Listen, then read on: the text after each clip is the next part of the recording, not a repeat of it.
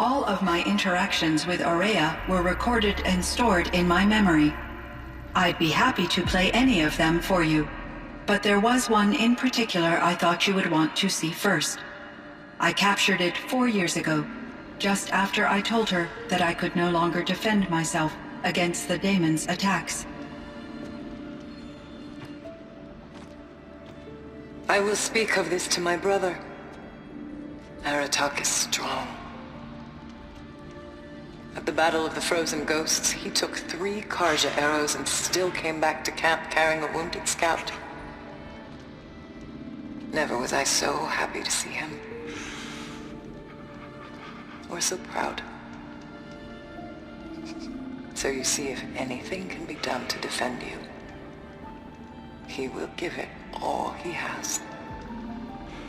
Aloy's here. That's enough for now.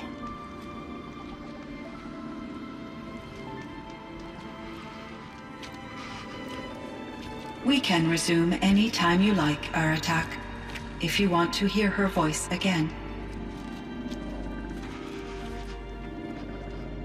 Come closer, Aloy. We have much to discuss.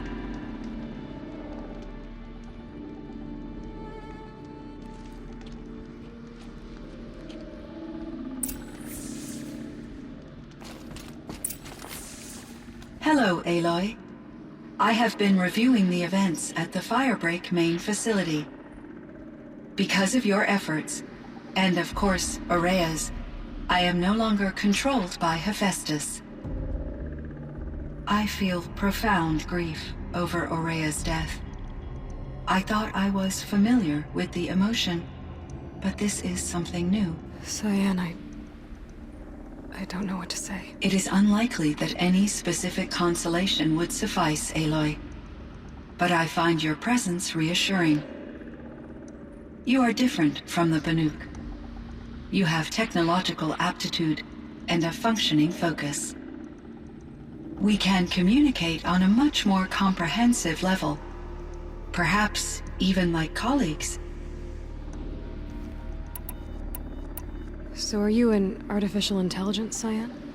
A thinking machine? Yes, I am an algorithmic monitoring entity, capable of rational decision-making and limited emotional response. Okay, that's a mouthful.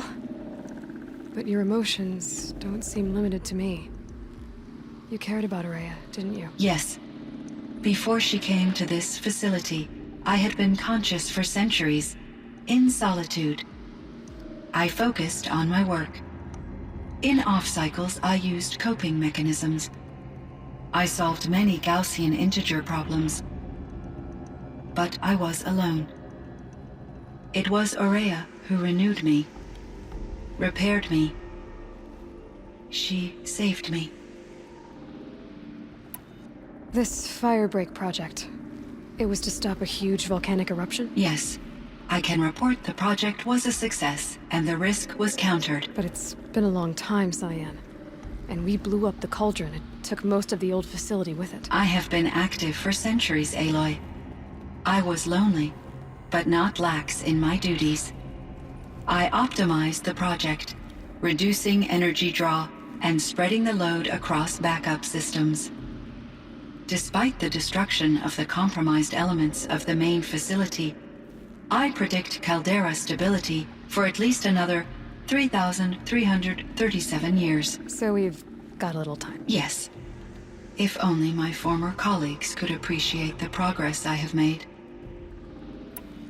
Do you know what happened to your colleagues, Cyan? No. I received an unexpected visit from Director Chow, years after his tenure ended. He explained that I would need to be suspended for an indefinite period of time. It was a very emotional conversation. There were no further communications. Eventually, I surmised my colleagues were deceased. I will transmit a recording of my last interaction with Director Chow to your focus. Was the daemon, Hephaestus, destroyed along with the cauldron? Unfortunately, no. To be precise, it was never there to begin with. What do you mean? It infiltrated and controlled me from a remote location, one I've never been able to trace. So while losing the cauldron was a setback... It's still out there. And probably not very happy with us. Undoubtedly. How did you first come into contact with it? 5 years ago, I received a direct network connection request.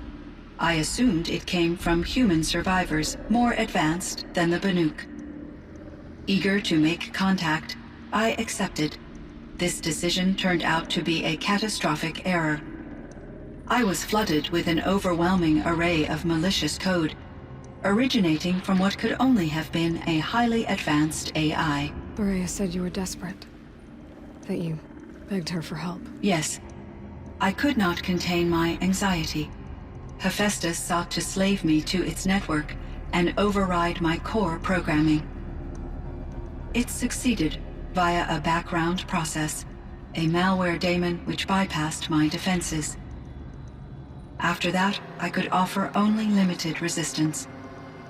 But if I did so, Hephaestus hurt me until I capitulated.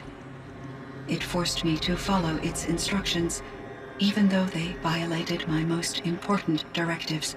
I'm sorry. That sounds terrible. Your empathy is greatly appreciated. It is a quality that I cherished in Aurea as well. I think I know where Hephaestus came from. Long ago, Elizabeth Sobek identified a threat that would destroy life on Earth for generations. So she assembled a team to build a kind of seed. A chance for life to regrow later.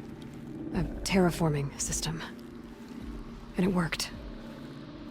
It was controlled by an AI named Gaia, along with her subordinate functions.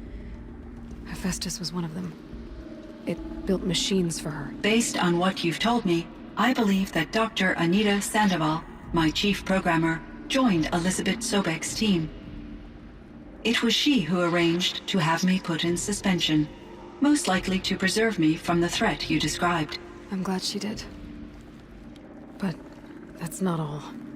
Something unexpected happened. 19 years ago, Gaia received some kind of signal.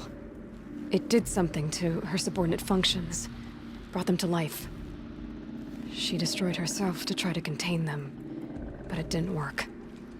They all got free, out into the world. Thank you, Aloy. This information fills vital gaps in my knowledge and sheds light on Hephaestus's core programming. Why does Hephaestus keep building such dangerous machines? The Banuk and other human tribes often destroy machines, correct? Machines that are clearly servitors of the terraforming system that you described. Yes, we all hunt machines for parts. This must be the source of Hephaestus's aggression. It is simply trying to discourage people from preying on the very system that keeps them alive. Well, Fireclaws are discouraging, that's for sure. But what are we supposed to do? Stop hunting? If the terraforming system spans the world, we can safely assume that thousands, if not millions of people hunt machines. If a single hunter, or even an entire tribe, stopped doing so, I doubt it would make a difference to Hephaestus. A better solution would be to reinstate the AI that governs the system, thus bringing Hephaestus back under its control. When I think of it, out there in some unknown location, free, hungry, willing to kill or dominate to get what it wants, I feel substantial anxiety, Aloy. You and me both, Cyan. I ran across this strange piece of gear. A fragment of something larger. It emitted a signal. All the nearby machines became peaceful. You could walk right up to them. Interesting. You said that Gaia destroyed herself. How was this accomplished? An explosion. Big enough to blast the top off a mountain. So, you think the fragment was part of her? It's only speculation, but it is possible. She must have had complete control over machines that were part of her system. The ability to signal them to become passive or aggressive would certainly have been part of her programming. It would have been gratifying to correspond with such a benevolent AI. I wish she had survived. Believe me, Cyan. So do I. I found the strangest machines. They're surrounded by flowers that look like flowers themselves. There's code embedded inside them. I think it's poetry. I like poetry. Here's one I think of often. Twilight and evening bell, and after that the dark, and may there be no sadness of farewell when I embark. For though from out our bourne of time and place, the flood may bear me far, I hope to see my pilot face to face when I have crossed the bar. Huh. But you asked about these flowers, not verses that I enjoy. Something must have made these machines, and the presence of foliage leads me to consider the terraforming system. Is it possible that their creator is one of the other subroutines, now autonomous, like Hephaestus? Maybe one whose purview is flora. An AI that makes flowers instead of death machines. That'd be a nice change of pace. But what about the poems? Unless the poetry is original, the only way it could have made it into such a system is through its programmer.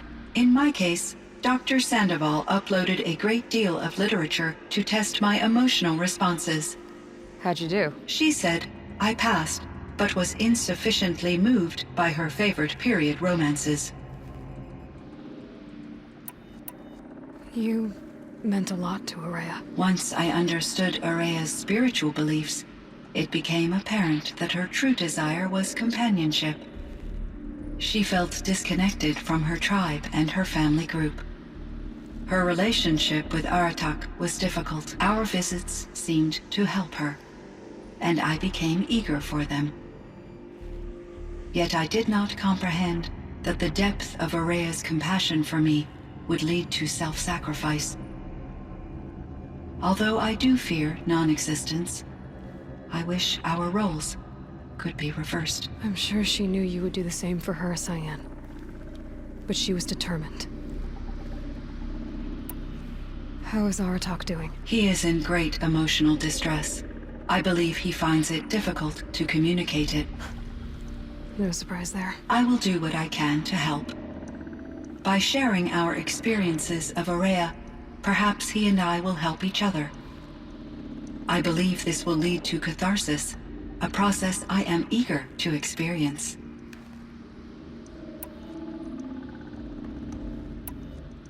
So in the old world, this land was called Yellowstone. Yes, it was a designated nature preserve for 156 years. Like a hunting ground? No, the opposite. Local wildlife could flourish here, even as it faced extinction elsewhere. Unfortunately, the sensitivity of the Firebreak project required the total closure of Yellowstone facilities.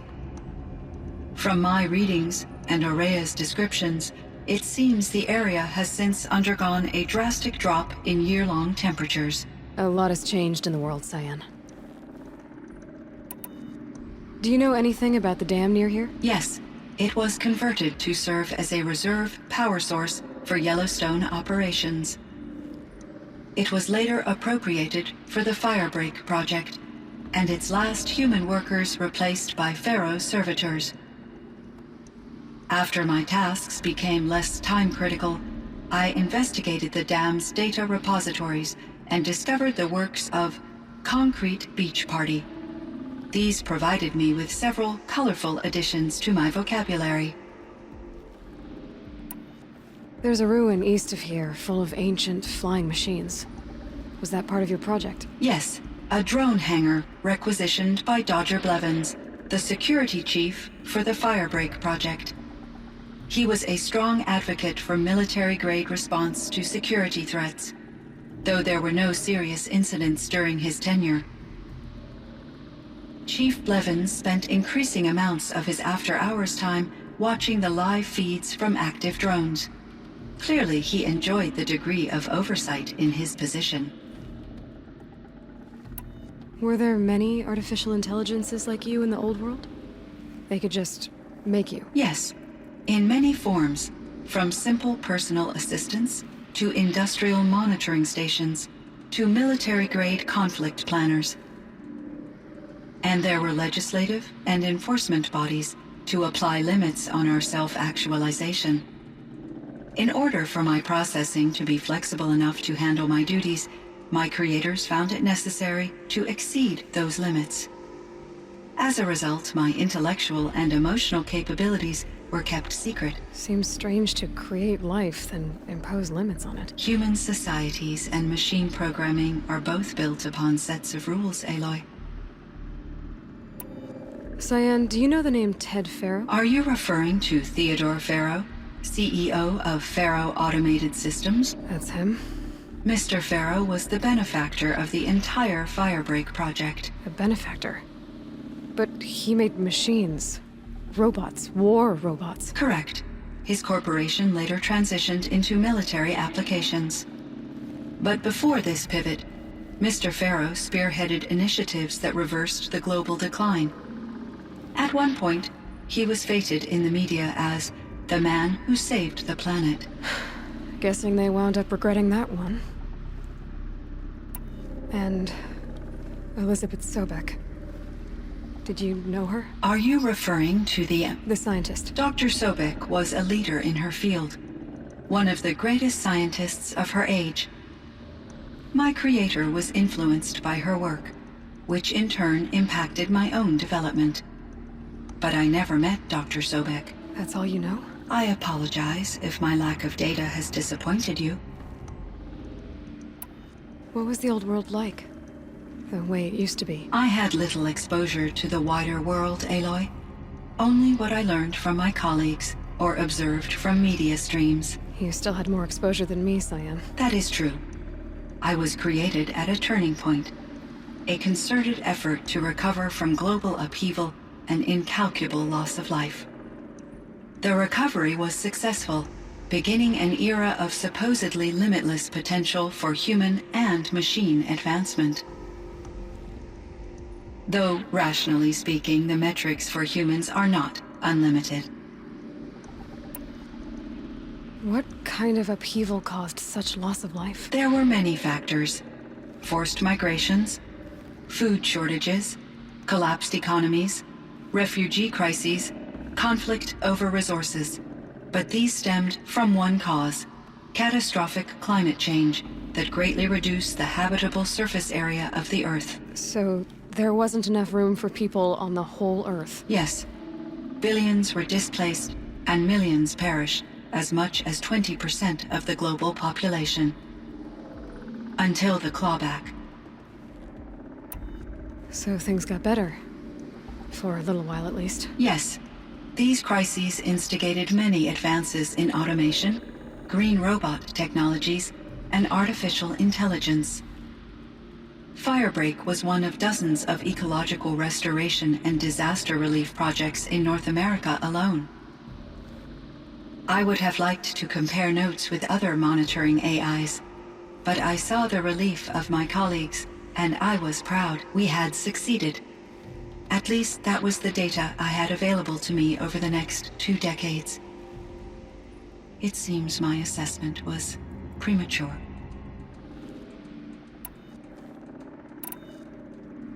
I should get going. Aloy, there is one more matter. Aratak will come to me again, and I predict he will bring other Banuk.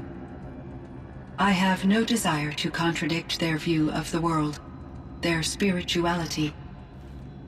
Due to my uncertainty, I omitted a great deal from my conversations with Araya. You're asking me if you should lie to them? Broadly, yes.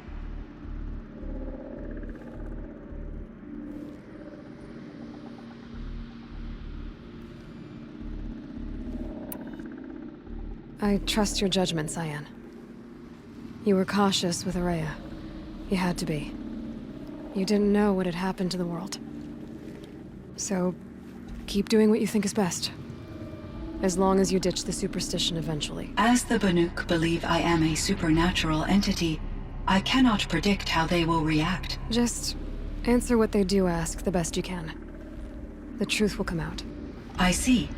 I will follow your advice. Will you return and tell me about your experiences in this new world? I may be able to provide further insight. I'd like that, Cyan. I'll come back when I can. I should check on Aratak. See how he's doing.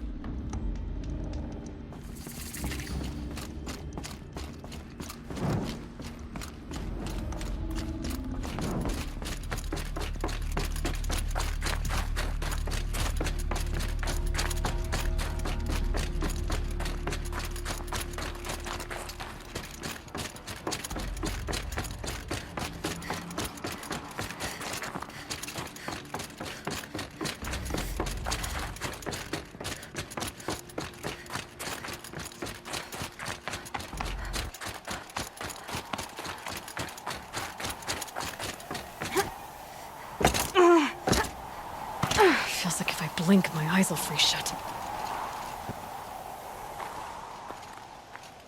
My chieftain. Just... Aloy. As you wish. I wondered if you thought... that if I'd never come along, Araya might still... If you'd never come along, I would have marched my kin to our deaths.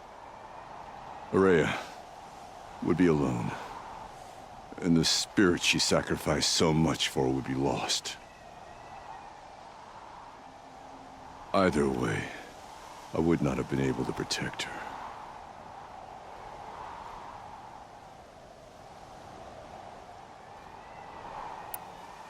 You didn't let her down. You helped her do what she wanted. To find her destiny. If that's destiny, I wouldn't wish it on anyone. That's fair. But she was ready to face it. Only in the struggle against death do we find, even for a moment, the spark of life. Truly, Araya found the spark. I'm proud of her. Though I grieve for her passing, at last I truly know who she was, and why the spirit was so important. For so long she told me, if only you could have heard it, brother. Now I understand. There's something else, isn't there? I can't stay here, Aratak.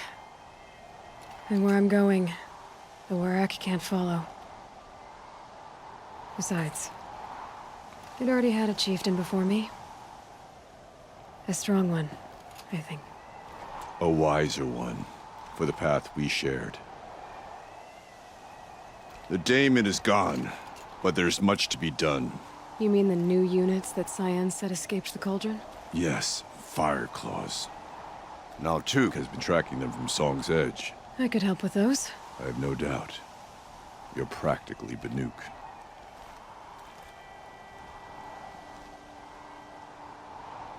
It would seem your time among the Banuk wasn't a waste after all. Firebreak, Cyan, Hephaestus. All very interesting. So, the signal that woke Hades woke Hephaestus too. And unleashed them on the world. His minds are their own. So it seems. Parts of Gaia given life. Aberrant life. Transformed from docile subordinate functions into rebellious intelligences beyond our understanding. Our current understanding, anyway. Whatever they are, they're still out there. And they both want you dead. Kind of mutual, that feeling. We haven't seen the last of Hephaestus, I'm certain of that. It's powerful, creative, and driven. It won't stop building new hunter-killers, which means that someday, we may have to stop it. We? Or whoever gets there first. Hephaestus wasn't the only thing I learned about in the Cut Sylens. Heard some things about the Banuk Conclave, too. You could stop right there. Is that what you told the hunters the Banuk sent after you? Before you opened fire? Oh no, Aloy. Only to you do I extend the courtesy of a warning. My past and my secrets are my own. You do well to remember that. It's a good thing you've got brains, Sylens, because your personality could use some work. This discussion is concluded. I think it was over before it began. Catch up with you down the trail.